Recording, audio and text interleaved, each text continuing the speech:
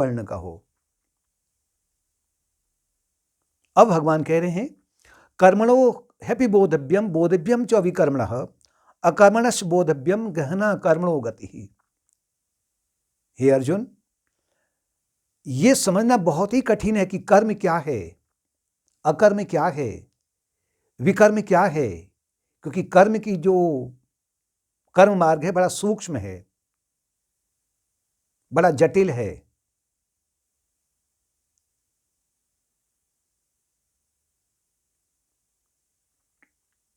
जो अकर्म में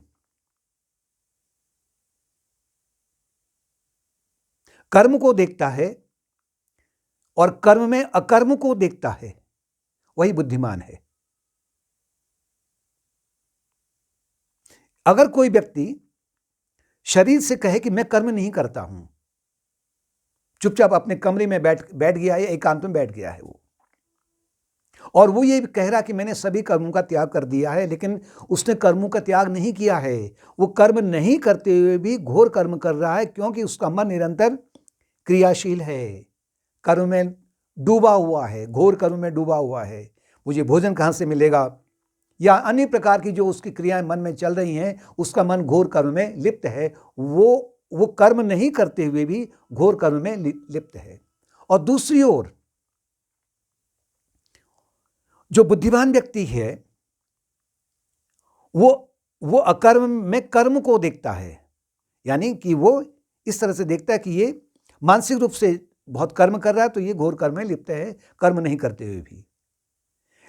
लेकिन जो दूसरे जो बुद्धिमान लोग हैं, वो घोर कर्म करते हुए भी उसमें अकर्म को देखते हैं, क्योंकि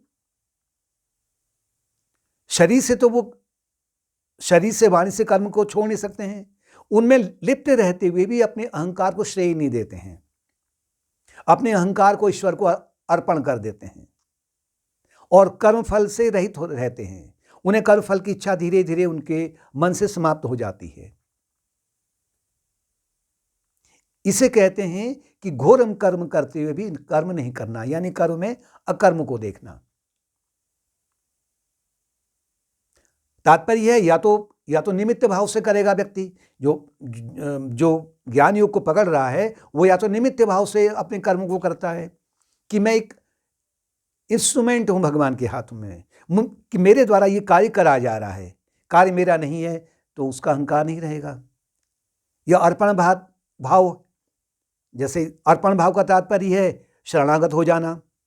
अगर स्वामी घर में है कोई, उसका सेवक जो है घर में सुबह से शाम तक काम करता है, मालिक से पहले उठ जाएगा और अपने स्वामी के सोने के बाद में सोएगा, दिन भर कार्य में लगे रहेगा, लेकिन हमेशा उसको ये भान रहता है कि ये मेरा कार्य नहीं है, मालिक का, मेरे स्वामी का कार्य है।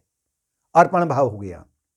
अब उसमें जो उसे हानि लाभ होना है, उसका कुछ नहीं लेना देना है, वो स्वामी का उसका लाभ हानि है। इसे अकर्म कहते हैं। या अकर्ता भाव कि मैं 3 गुणों से अतीत हूं, गुणा गुणेश वर्तन्ते, गुण गुणों में ही बरत रहे हैं। जो कर्म हैं वो भी 3 गुणों से निर्मित हैं, और जिनके माध्यम से कर्म किए जा रहे हैं, शरीर है, मन, वाणी इत्यादि है, ये भी 3 गुणों से निर्मित हैं। तो ये आपस में बरत रहे हैं, गुणा गुणेश वर्तन्ते। तो मैं तो इससे अलिपायमान हूं, मैं तो इससे असंग हूं, जैसे बादलों से आसमान असंग है। बादल उठते रहे लेकिन आसमान को कोई प्रभाव नहीं पड़ता है। इस प्रकार का जो भाव है, जो कर्म करता है, वो वास्तव में वही घोर कर्म करते हुए भी वो कर्म नहीं कर रहा है। इसलिए साधक को शास्त्रों के अनुसार में जो पाप कर्म है उनसे उसे हटना चाहिए, और जो पुण्य कर्म है, शुभ कर्म है, उनको उस ओर उसका ध्यान होना चाहिए। किस लिए? चित्त शुद्धि के लिए। और आत्मज्ञान की अवस्था में अंत में वो इन सब से उठ जाता है, पाप पुण्य से वो अतीत हो जाता है। कृष्ण भगवान कह रहे हैं कि इसमें यज्ञ को इसमें मिला दिया जाए ना, जो कर्म है उसमें विकर्म मिला दिया जाए। विकर्म का तात्पर्य अभी 4थे अध्याय के अनुसार में जो ये यज्ञ आ रहे हैं, अगर हम कर्म में यज्ञ को मिला दें तो वो अकर्म बन जाता है, यानी कि वो कर्म फल की इच्छा उसमें नहीं रहती है और उसकी चित्त शुद्धि का कारण बन जाता है। और सामान्यतया अधिकांश लोगों के लिए यही मार्ग उचित है, क्योंकि ज्ञान मार्ग को वो तब तक नहीं पकड़ सकते हैं जब तक कि वो कर्मयोग में प्रवीण न हो जाएं। तो वो कह रहे हैं कि आध्यात्मिक मार्ग में कुछ यज्ञ कौन कौन से हैं। पहला है देव यज्ञ। देव यज्ञ का तात्पर्य है भगवान के गुणों का बखान करना, स्रोत है, प्रार्थना है, उनको याद करना या आहुति देना, भगवान जो यज्ञ कुंड में जो आहुति दी जाती है। दूसरा है आत्मयज्ञ। आत्मयज्ञ का तात्पर्य है ज्ञान यज्ञ। ज्ञान यज्ञ का तात्पर्य है कि मैं तीनों शरीरों से परे हूं, मैं अजर अमर आत्मन हूं, निरंतर ये भान मन में रहना। आत्मसंयम यज्ञ यानी प्रत्याहार, अपने इंद्रियों को, मन को उनसे हटा दिया जाए जहां की वो पाप कर्म में लिप्त होने के लिए भग रहे हैं या जहां सकाम कर्म में की ओर जा रहे हैं, वहां से उनको हटा दिया जाए। कर्मफल अनासक्ति, चौथा जो ज्ञान जो यज्ञ है वो है कर्मफल अनासक्ति, कि कर्मफल से जो कर्मफल हैं वो सीमित फल देंगे और एक समय के बाद में फिर उनका फल, उनका असर समाप्त हो जाएगा। और वही कर्मफल अनेक बार पाप कर्म में भी परिवर्तित हो सकते हैं। तो इसलिए मुझे कर्मफल की से अनासक्ति होनी चाहिए धीरे धीरे। तो ये भी एक प्रकार का यज्ञ है या ये विकर्म है। आत्मसंयम यज्ञ। आत्मसंयम यज्ञ का तात्पर्य है मन और वाणी पर, मन और पांचों इंद्रियों पर संयम रखना। इससे क्या होगा कि वो कर्म करते हुए वो अकर्म में स्थित हो रहा है। द्रव्य यज्ञ। द्रव्य यज्ञ का तात्पर्य है कि योग्य व्यक्ति को जिसको ये लगे कि यहां दे करके कुछ इनका उद्धार होने वाला है, उसमें जैसे धन है या और भी जो द्रव्य हैं, भौतिक चीजें हैं, उनका दान करना, जिससे कि और लोगों का उससे परोपकार हो सके। तपोयज्ञ। तपोयज्ञ का तात्पर्य है कि अपनी वाणी को संयम रखना, शरीर से अपना ठंड और गर्म को सहन करना, अगर आ गया है सामने उसकी बुराई नहीं करना। मन से यम नियम का पालन करना या शरीर से यम नियम का पालन करना। 5 यम है, 5 नियम है।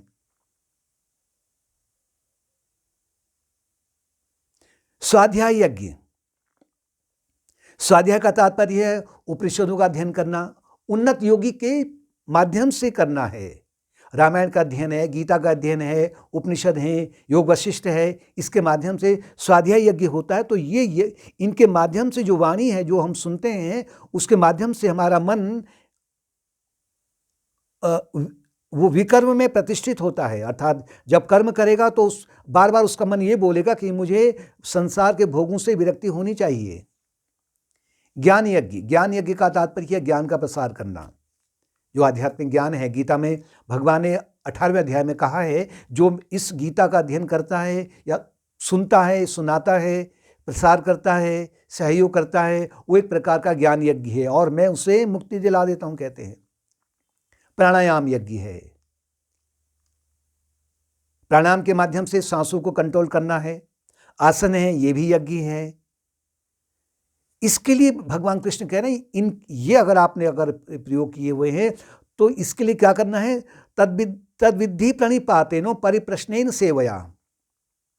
इसके लिए तू, जो आत्मज्ञानी संत हैं, जो उन्नत योगी हैं, या उनके पास में जाकर के प्रणिपातेनो, विनम्र भाव से, साष्टांग प्रणाम कर करके, श्रद्धा भाव से, भक्ति भाव से उनकी सेवा करने के बाद में उनसे प्रश्न पूछो और प्रश्न पूछने के बाद में वो तुझे वो ज्ञान की प्राप्ति कराएंगे, वो तुम्हें उपदेश देंगे जिससे कि तुम्हारा चित्त शुद्ध होने लगेगा। इसके अलावा, इस ज्ञान मार्ग के अलावा और कोई भी शुद्धिकारक और भी कोई संसार में नहीं है, कह रहे हैं। इसलिए व्यक्ति को अपनी योग्यता के अनुसार में, अपनी मानसिकता के अनुसार में जो कुछ यज्ञ दिए हैं, इनका अपने जीवन में उसको पालन करना चाहिए, जिससे कि वो ज्ञान यज्ञ की ओर आसानी से बढ़ सके। ओम तत्सदिति श्रीमद् भगवद गीता उपनिषत्सु ब्रह्म विद्यायाम योग शास्त्रे श्री कृष्णा अर्जुन संवादे ज्ञान विभाग योगो नामो चतुर्थो अध्याय हो। ब्रह्म विद्या है और कुछ नहीं है, केवल ब्रह्म विद्या का तात्पर्य है कि कैसे चित्त शुद्धि हो और कैसे जीवात्मा परमात्मा से एक हो जाए। ओम शांति शांति शांति।